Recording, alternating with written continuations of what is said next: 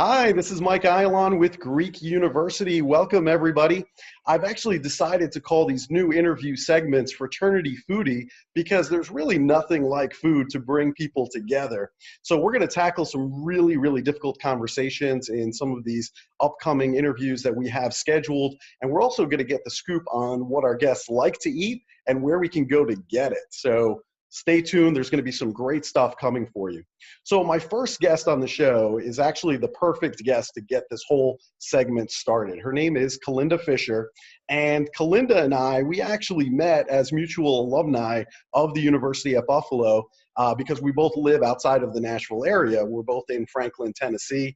And we've had some really great deep dive conversations together over coffee over the last few weeks. And I just thought this is really perfect. Let's kickstart this with Kalinda.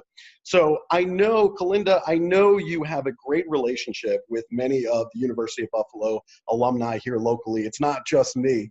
So what makes these particular UB alumni so special to you? Well, of course, you're one of the most important, but I must say I am so fortunate to be sort of the de facto president of the UB alum down here in Nashville. And we're about 25 strong, and we're pretty connected. We do things sort of on the fly, and we do some more structured events.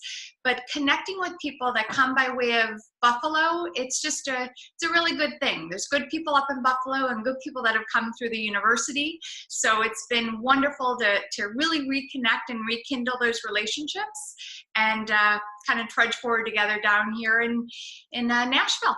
Yeah, it's interesting that you say that. I remember as an undergrad thinking the people at the University of Buffalo are so great, but the economy was really kind of struggling when I graduated back in 1997.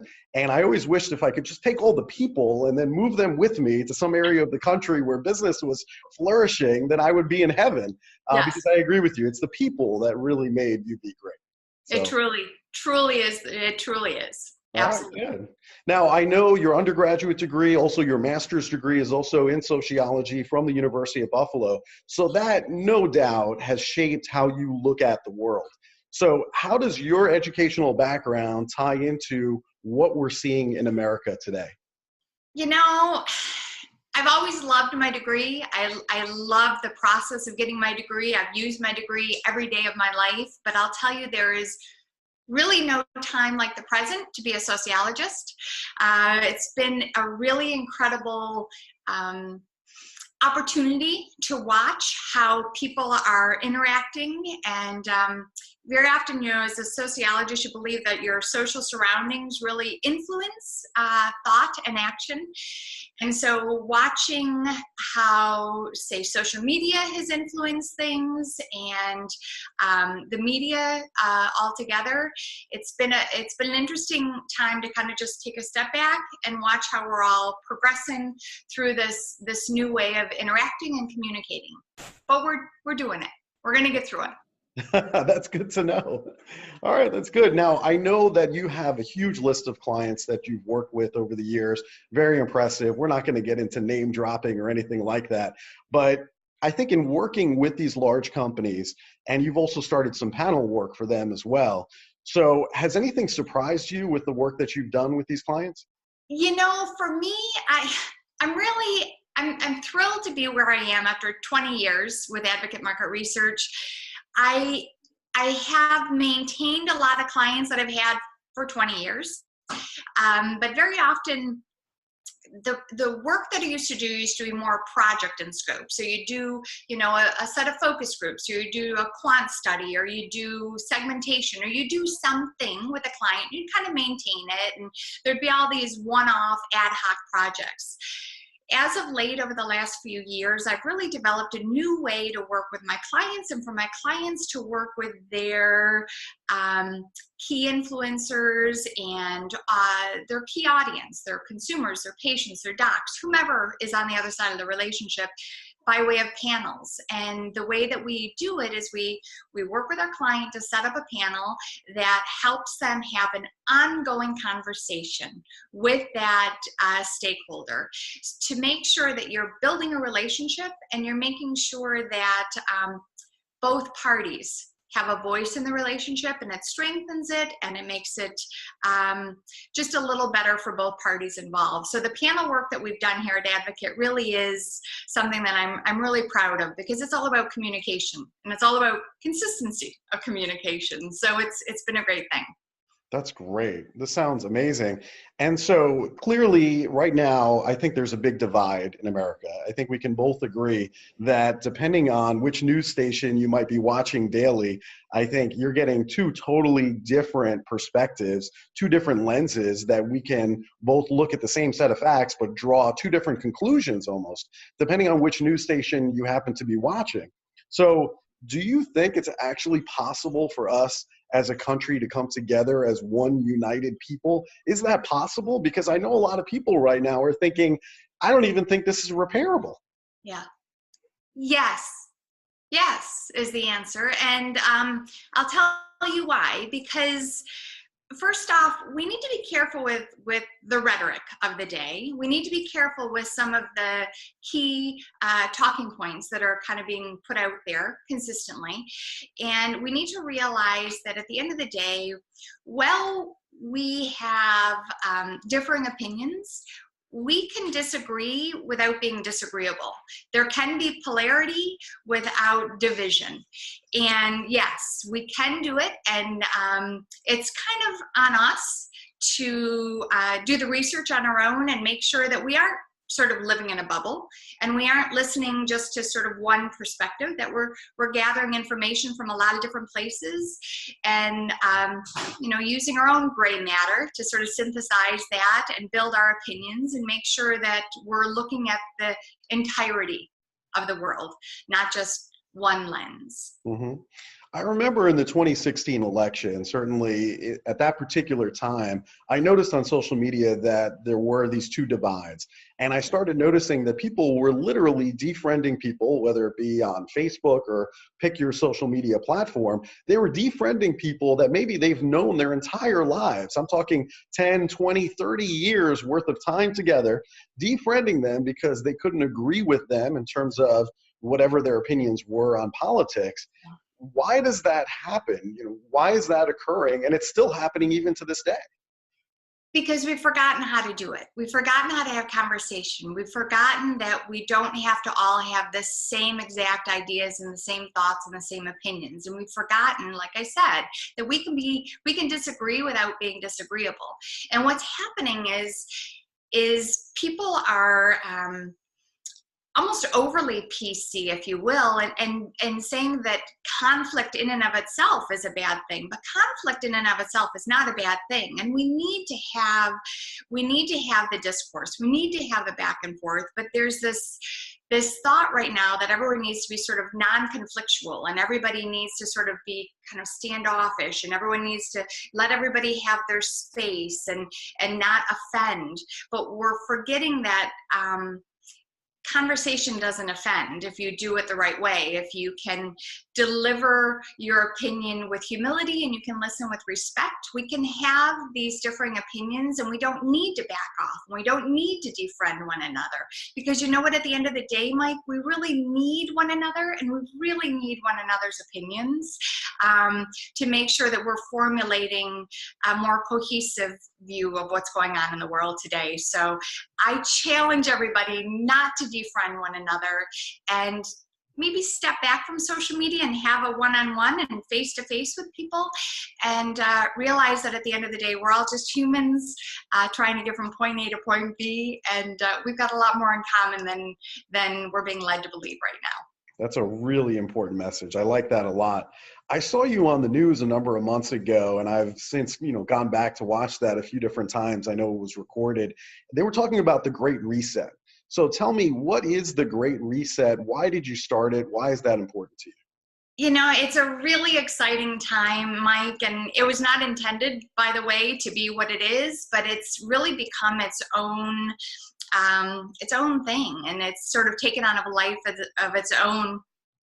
What happened was, I had realized, and like I said in the piece in the news, I mean, there aren't any great election. There is sort of this polarity and this division and this conflict and all of that around great elections. That's common. It really, truly is. And that's okay. That's part of the process. But what happened as of late was people started shutting down and kind of becoming absorbed in their own world and their own space and their own bubbles. And we weren't connecting to one another, and we weren't having conversations any longer because, like I said, people were kind of thinking, I need to step back and be non-conflictual, so I'm going to just step back altogether and just not say anything. But what happened is sort of, if you look at the bell curve, you've got people on each end that were sort of the loud voices, and all these people in the middle, they were just sort of stepping back and sort of letting the world pass by and saying, at the end of the day, it's all going to work out. And surely it will, but let's get there a little bit faster by being part of the process. And the only way that you can be part of the process is if you talk and if you listen and if you learn. And so I started having conversations around my dining room table in Franklin, Tennessee, and we talked about amazing topics and difficult topics, but relevant topics. We talked about media usage and knowledge acquisition, for example. How do people gather their knowledge? And we did find that people would listen to either NPR or Fox News, and it kind of made you realize, oh, okay, now I can maybe understand where you're coming from and why that is your opinion, because that's all you're hearing constantly. So anyway, as it progressed, we had more conversations, whether it was about immigration or healthcare or education, big topics, racism and gender issues. And the more conversations we had, the more people kept saying, what's your end game? And I kept going, this is it. This is my end game. I mean, people are talking and, I'm being affected by it. And I know they're being affected by it, and they will go out into the world and they'll have better conversations with other people. And then those people will have better conversations with those people, and it'll just kind of progress. And people said, yeah, that's great, but you need to do more. So I did. And so we launched a pilot study across the United States in October, and it went really well. And I'll be onboarding another 6 hosts in January to bring on board as well. And I've also partnered up with Greek University to take this onto college campuses, because it's really important right now for people to talk. Yeah. I think that's amazing. So based on what you've seen so far with the Great Reset, are there any success stories that come to mind? Is this working? It really is. And I'll tell you why I keep doing it, because we have situations where, for example, we had a conversation about race relations. It came into a conversation that we had, and a gentleman at the table shared something in a way that was really thoughtful and really calm and really passionate. And there was another gentleman at the table that listened and heard it. And I could kind of see from the demeanor of the one and kind of the body language, I was like, okay, something's going on here, and I don't quite know what it is, but something just happened here. Well, after the group, the one gentleman came up to me and said, you know what? I've heard people say that for years, literally for decades. And I remember there was someone back in my college days that said that very thing to me. And I kept saying, come on, we're all on the team together. We're all in this together. It doesn't matter if you're black or white. And, this is all us. We're all just football players, or, whatever the case may be. And he said, and I just kept discounting what he said. And I just heard it today. He said, I had time to absorb those words in a very different way than I ever had before. It's because of the way that we manage this discourse around this table. And it's about delivery with humility, and it's about listening with respect. And when you do those things, you're not just hearing, but you're absorbing the words in a different way than you are when people are yelling at one another. So long story short, fast forward a couple months, he went back to his alma mater for an event, and he actually came upon this gentleman who used to say those words to him in the past that he always discounted. And he said, you know what, could I talk to you for a minute? And they had a conversation. And that to me was the reason why I continue to have these conversations, because it doesn't just affect those around my table, it affects those that those people touch elsewhere in the world. And now that we've got more tables going on across the United States, that it's just more and more, it's an exponential growth, and it's incredible. It's really, truly incredible. That is incredible. Now, as speakers who speak on college campuses, I'll tell you there's a lot of conflict right now on college campuses. Just recently, there's everything that's going on with Harvard in terms of single sex organizations. They're asking, are fraternities and sororities even relevant in today's society? Is there a need? Maybe we should just get rid of all of them, obviously, which I'm opposed to. But there's some real conflict there. So I guess in your mind, how would college campuses use this concept of the Great Reset? How do you envision that happening? Yeah, I'm really excited to bring this onto college campuses. Not only because of the audience, because of the young minds and the enthusiasm to do right by this world, but for the fact that they're at a point in their life where they're open to difference, and they're open to different opinions, and they're open to shifting their perspectives, and to have college men and women sit down and have these conversations at this period of their life, I think is so incredibly important, because once again, not only will it affect them now, but it's the base of who they'll become moving forward. And once again, like I said, we've forgotten how to have conversation. And if the Great Reset can be part of the process of reminding people that we can have conversation and we can have conflict, but that doesn't mean that we can't all get along and build empathy and be better, people at the end of the day. And, that's the thing about our tables. No matter how much disagreement there may be around the table, at the end of it, there's always a sense of empathy. And that's the objective here, is for people to see each other as human beings, realize we don't all have the same opinions, and know that at the end of the day, even if your opinion differs from my opinion, it doesn't mean that we can't like one another. So that, to me, to happen on college campuses is a really important step and a really important stage to have the Great Reset take place. That's incredible.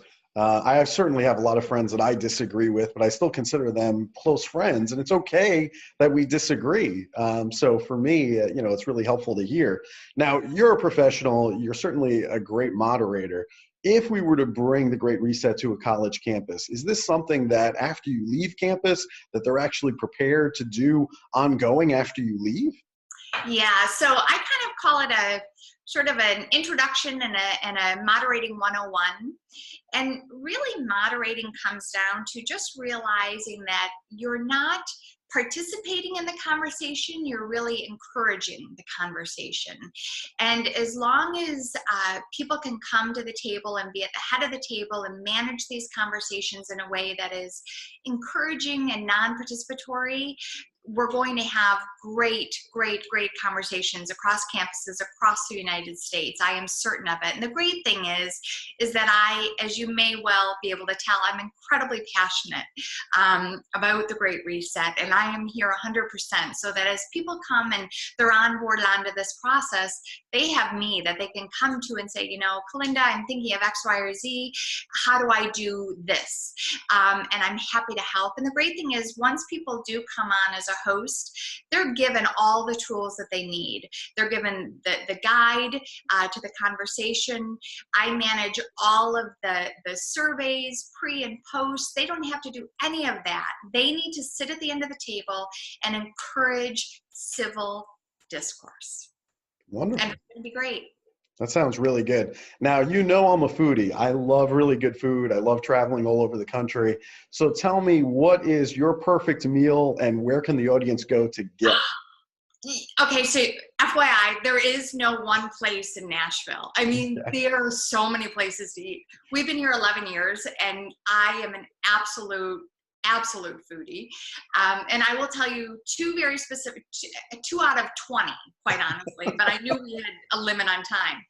Okay, Cork and Cow in Franklin has the best gnocchi in the world. I mean, it's so good. So Cork and Cow, go for the gnocchi and stay for the cocktails at the bar with Zach and John, because those two know so much about any bottle you point to on the back of the bar. It's the coolest thing to hear their stories about any of those bottles of liquor behind the bar. So go there for the, go for the gnocchi, but stay for the cocktails and the conversation behind the bar.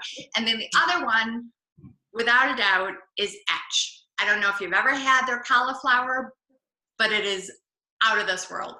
Absolutely out of this world. I could make a meal out of it. So those are my two favorites. That sounds great. I'm going to tell my wife we have date night already scheduled, so that's fantastic. There you go. I'll definitely take you up on that. Kalinda, you are a rock star. So where can the audience go to learn more about you and the Great Reset? They can go online to advocatemarketresearch.com, and they can certainly reach out to me directly at kalinda@advocatemr.com for any information.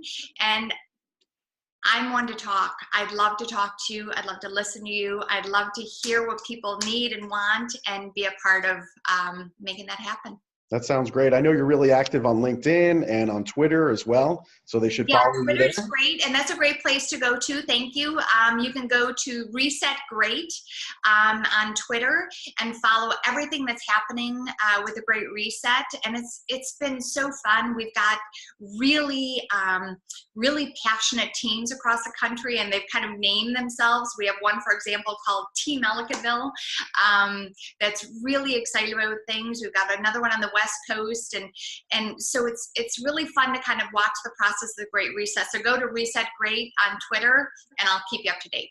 That sounds perfect. Thank you so much, Kalinda. You are amazing. If anybody out there wants to book Kalinda and bring the Great Reset to your college campus, please contact either Kalinda or myself, Mike at greekuniversity.org, and I'd be glad to have that conversation because it's certainly something that's very, very needed.